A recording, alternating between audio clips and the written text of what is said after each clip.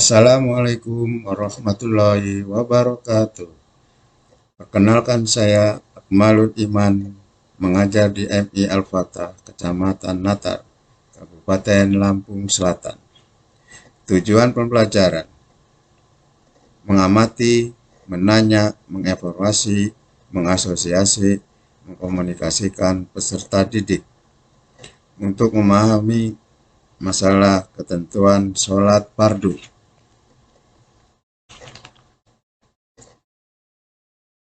Assalamualaikum warahmatullahi wabarakatuh. Nama satuan pendidikan Miss Al-Fatah, mata pelajaran Fikih. Kelas 2 semester ganjil. Materi pokok ketentuan sholat fardu. Alokasi waktu 35 menit. Mari kita berdoa terlebih dahulu. Bismillahirrahmanirrahim.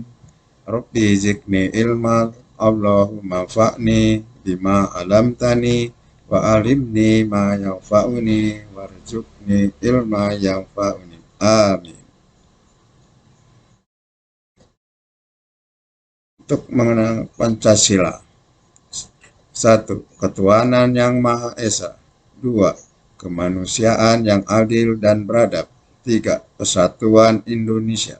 4. Kerakyatan yang dipimpin oleh hikmah kebijaksanaan dalam permusyawaratan perwakilan. 5. Keadilan sosial bagi seluruh rakyat Indonesia.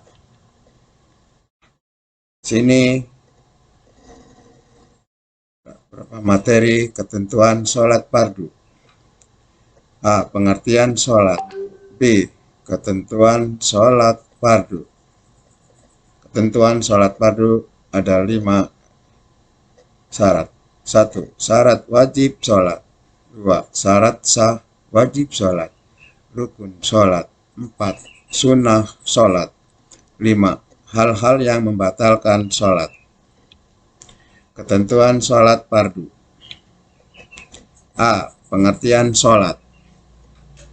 Sholat menurut bahasa, artinya berdoa. Sholat adalah perkataan dan perbuatan tertentu yang diawali dengan takbiratul ihram dan diakhiri dengan salam.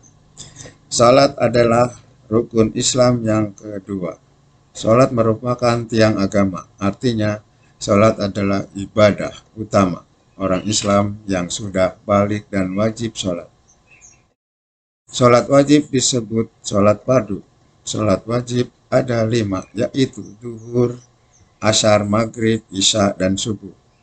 Waktu dan rakaat sholat fardu berbeda-beda. Sholat zuhur dikerjakan pada siang hari. Jumlah rakaat sholat zuhur ada 4. Waktu sholat asar adalah sore hari. Jumlah rakaat sholat asar ada 4. Waktu sholat maghrib ada 3. Sholat isya dikerjakan pada malam hari. Jumlah rakaatnya ada 4. Sholat terakhir adalah sholat subuh yang dikerjakan pada pagi hari sebelum matahari terbit. Jumlah rakaat sholat subuh ada 2. Hukum mengerjakan sholat fardu adalah wajib. Jika dilaksanakan mendapat pahala, jika ditinggalkan mendapat dosa. Sholatlah dengan tertib dan khusyuk. B. Ketentuan sholat fardu. Berikut adalah ketentuan yang ada di dalam sholat fardu. 1. Syarat wajib sholat. Syarat wajib sholat adalah syarat-syarat yang menjadikan seseorang wajib mengerjakan sholat. Orang yang tidak memenuhi syarat-syarat itu tidak diwajibkan mengerjakan sholat. Berikut ini adalah syarat wajib sholat. A. Beragama Islam. B. Baligh, mumayyiz, yang dapat membedakan yang benar dan salah. C. Berakal sehat, tidak gila, dan tidak mabuk. 2. Syarat sah sholat. Syarat sah sholat merupakan sesuatu yang harus dipenuhi sebelum melaksanakan sholat. Tujuan agar sholat kita sah. Jika salah satu tidak memenuhi, maka sholat kita tidak sah. Syarat-syaratnya sah sholat ialah suci dari hadas besar dan hadas kecil. Contoh hadas kecil ialah kentut, buang air kecil dan buang air besar. Badan, berpakaian, dan tempat sholat harus bersih atau terhindar dari najis. B. Menutup aurat. Aurat laki-laki antara pusar sampai lutut. Aurat perempuan seluruh tubuh kecuali muka dan telapak tangan. C. Menghadap kiblat. Selama sholat menghadap kiblat. Kalau sholat sambil berdiri atau duduk, menghadapkan dada ke arah Ka'bah. Kalau sholat sambil berbaring, menghadapkan dada dan muka ke kiblat. Kalau sholat dengan terlentang, dua telapak kaki dan tangannya diusahakan menghadap kiblat. D. Mengetahui masuknya waktu sholat. Sholat harus dilaksanakan pada waktunya. Sholat duhur harus dilaksanakan pada waktu duhur. Sholat maghrib harus dilaksanakan pada waktu maghrib. Berada di tempat suci, tidak najis. 3. Rukun sholat. Rukun sholat wajib dikerjakan dalam sholat. Jika salah satu rukunnya tidak dikerjakan, sholat menjadi tidak sah. Jadi rukun sholat wajib dikerjakan secara sempurna. Rukun sholat ialah A. Niat. Niat yaitu mengajak mengerjakan sholat karena Allah Subhanahu wa Ta'ala bersama takbirul ihram. Niat ada di dalam hati agar hati lebih khusyuk dan teringat. Sebelum takbirul ihram, menghafalkan niat dengan lisan. Hukum menghafalkan niat di lisan adalah sunnah. B. Berdiri bagi orang-orang mampu. Orang yang tidak dapat berdiri boleh sholat sambil duduk. Kalau tidak dapat duduk, boleh sholat. Dengan berbaring, boleh sholat. Dengan terlentang, kalau tidak bisa terlentang, boleh sholat dengan isyarat. C. Takbirul ihram. Ketika takbirul ihram di dalam hati berniat. D. Membaca surah Al-Fatihah. Membaca surah Al-Fatihah pada setiap rakaat sholat hukumnya wajib, baik dalam sholat fardu maupun sholat sunnah. E.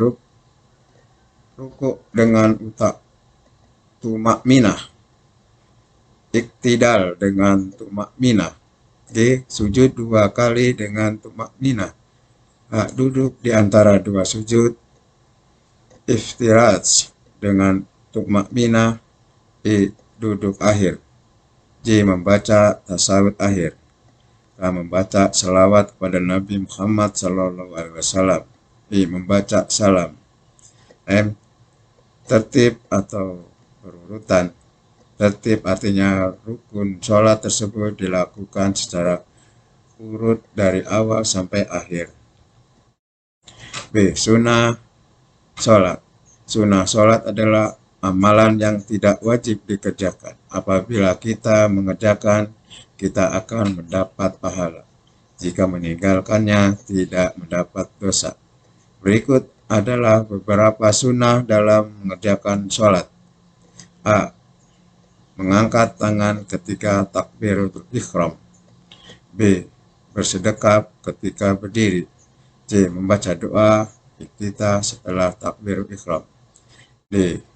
Membaca ta'awud sebelum membaca surah Al-Fatihah dan mengucapkan amin setelah selesai membaca surah Al-Fatihah.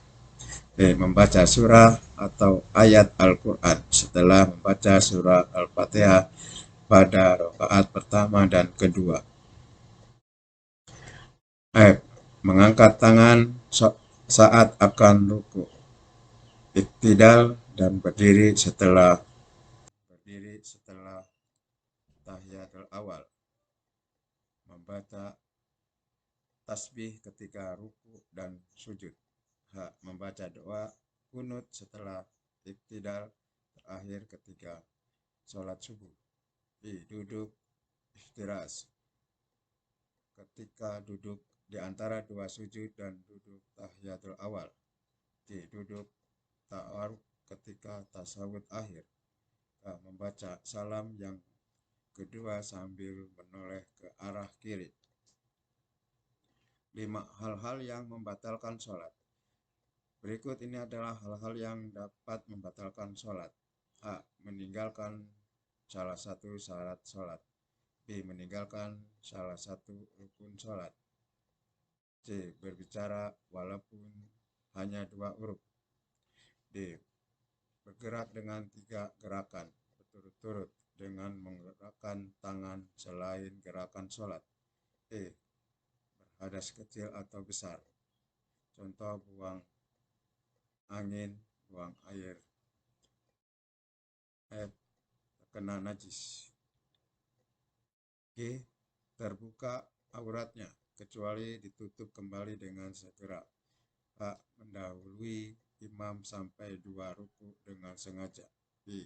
Terlambat dari imam sampai 2 ruku dengan sengaja. C. Makan atau minum dengan sengaja. K.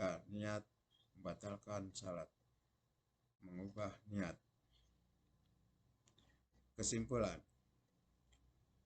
sholat menurut bahasa adalah doa, sedangkan menurut terminologi syara adalah sekumpulan ucapan dan perbuatan yang diawali dengan takbir dan diakhiri dengan salam, disertai beberapa syarat dan rukun yang sudah ditentukan.